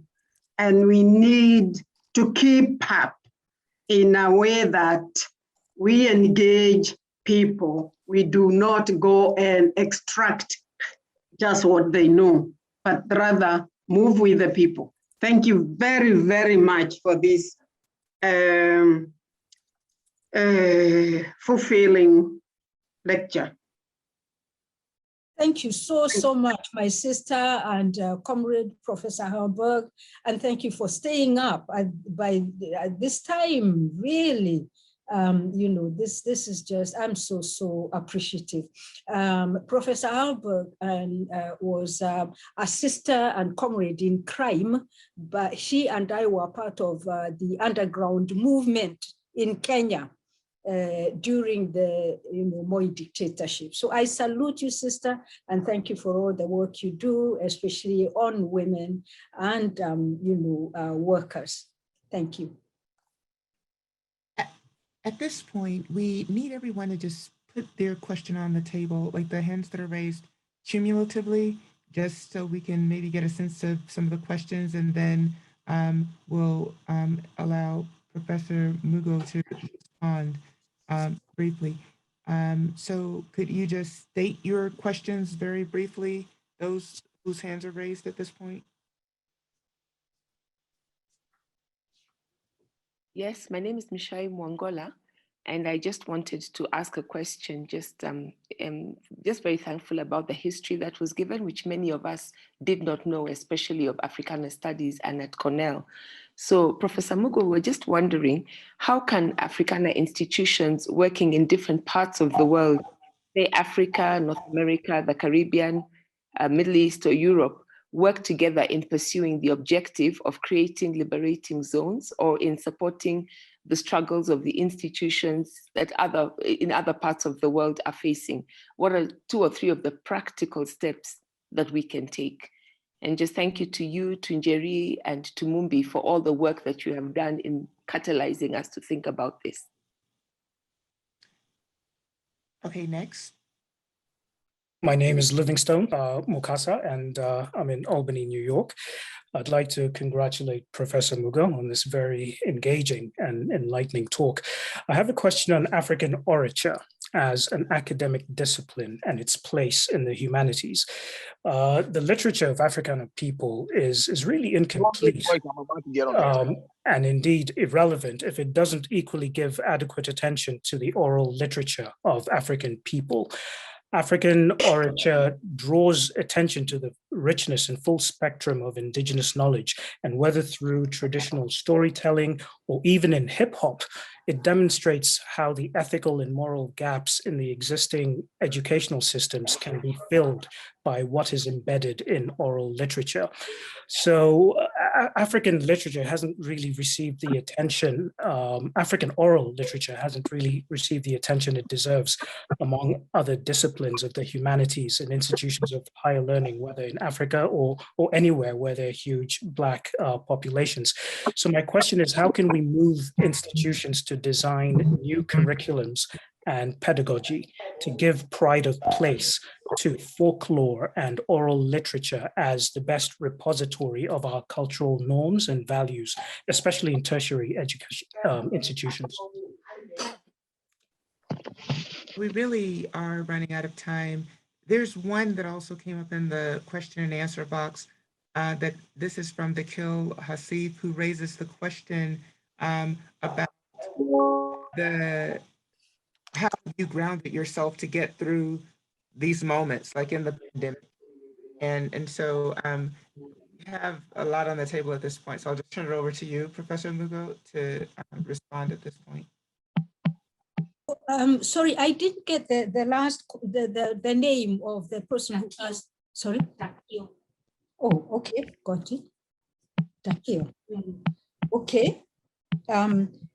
I'll try to be brief, really true. And here I have to confess, I don't want to call it an illness, but African elders really do take time to really answer the question, because they want to go into detail. So I'm going to try and not do too much meandering.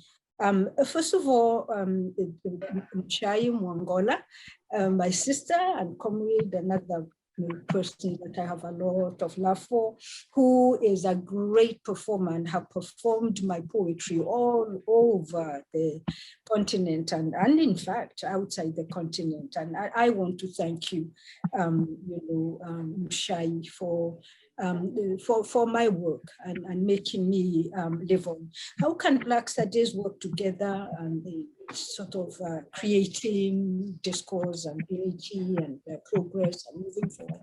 They are actually doing that. This is one thing I must say I'm very, very proud of Black Studies about. They do it through organizations. There are a lot of different organizations within the field, of Black Studies. And normally those conferences are held, they have international participation.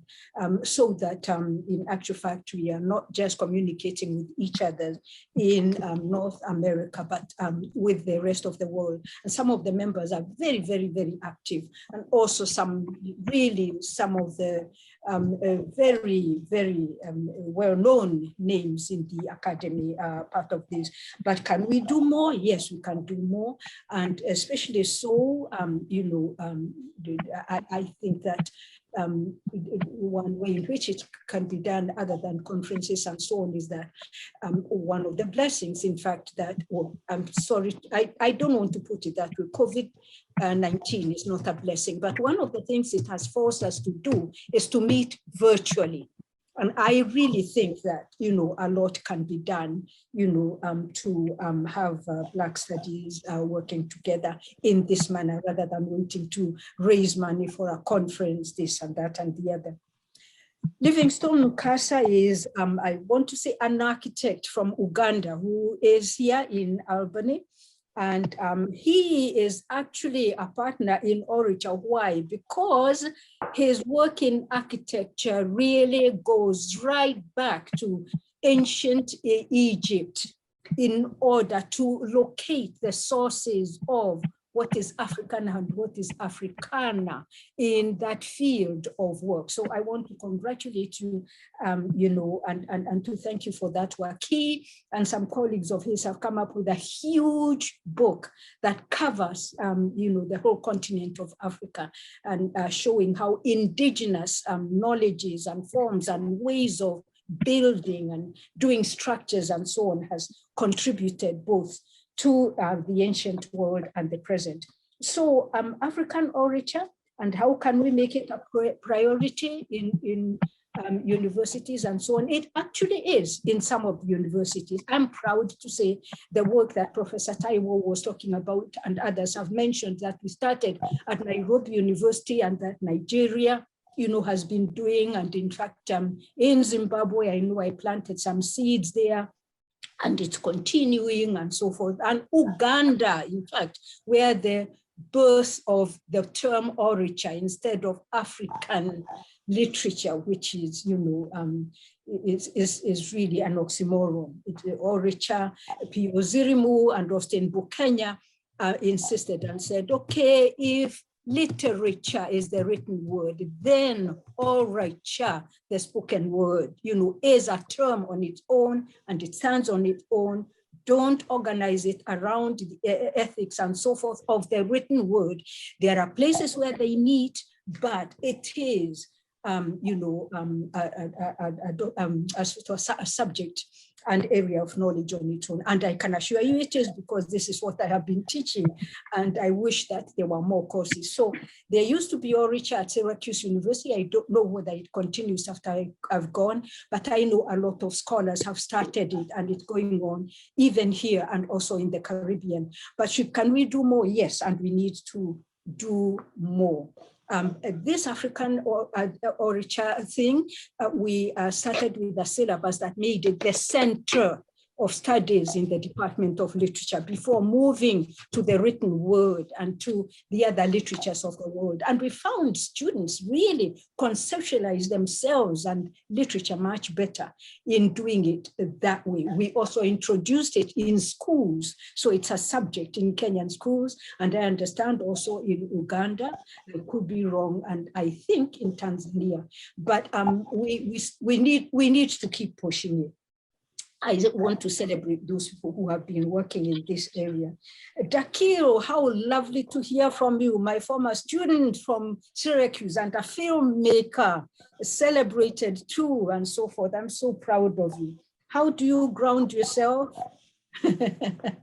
How do you ground yourself, Dakiro? But why I tell you, how I ground myself is that one thing I have learned to do, especially as a survivor of cancer and patient of cancer, multiple myeloma, which can be really a big nuisance because it attacks the bones and the body and the blood system all over. But what I have learned to do is to celebrate every day as a new day, as a new beginning.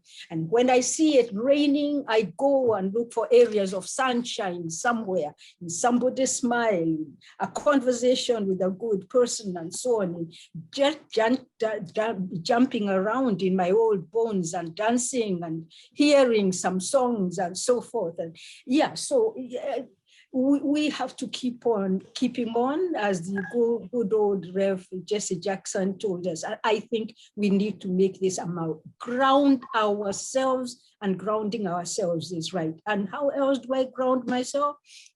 By making sure that I'm connecting to my family and my friends and my people and my community. And the community work that I said was the only thing I would do before Professor Asi Lumumba captured me to come and do extra work. But yeah, that's what we do, get togethers, count our blessings before we complain anytime. And if you begin with that, you will stop complaining. But thanks for the question. Ask about your namesake. Sorry? Your namesake. Oh, I forgot to say this is very important. And I thank Mombi for this. Please allow me. I know time is up. But Dakio, this filmmaker that I have just been responding to, is one of the people in the diaspora who have named their children after me. So her daughter is called Mishere, and I have about 6 little Misheres between here and the Caribbean, and one of them is actually a white sort of origin child, who is called Mishere. So thanks, Akil, for naming me and letting me live on. Thank you. Thank you, Mombi. Dakil Mombi has your back.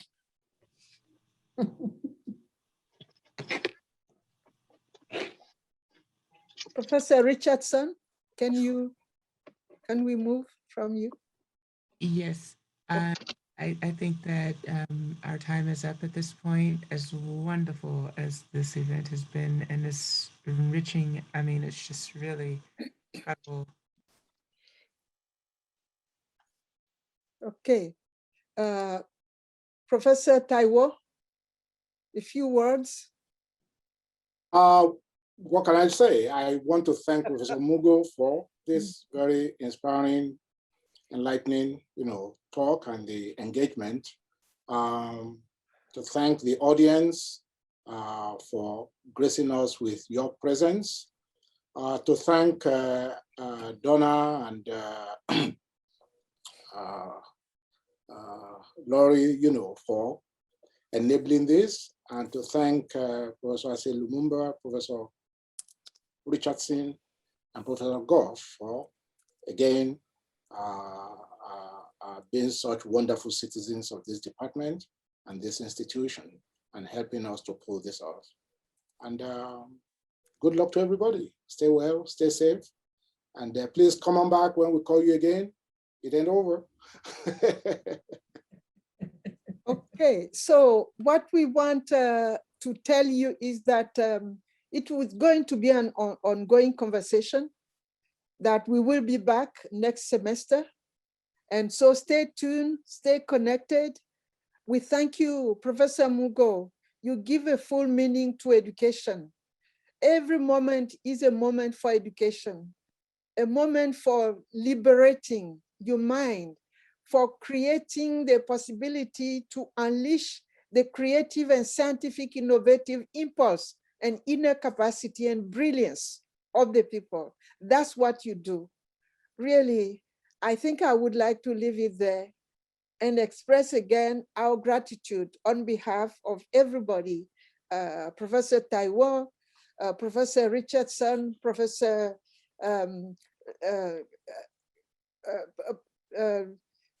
Dana, Professor Professor Ligov, Lorraine, and the whole staff at the Africana Center. And I want to reiterate Eric Kofi Akri, director of the Africana Library, because he is a key support in our community to help us organize our classes, do research. So the librarian play a very special role. So I want to thank you, so many of you. We couldn't give the opportunity to everybody to ask questions, to make comment. And thank you for the warm and enthusiastic response that all of you have expressed here from different time zones, different continents. And so until next time, stay well and keep safe so that we can meet again and share another moment. Thank you. And Mubi, thank you for being a model daughter. Thank you, thank you. Thanks, Mubi. Take care. Okay. Bye-bye. Okay.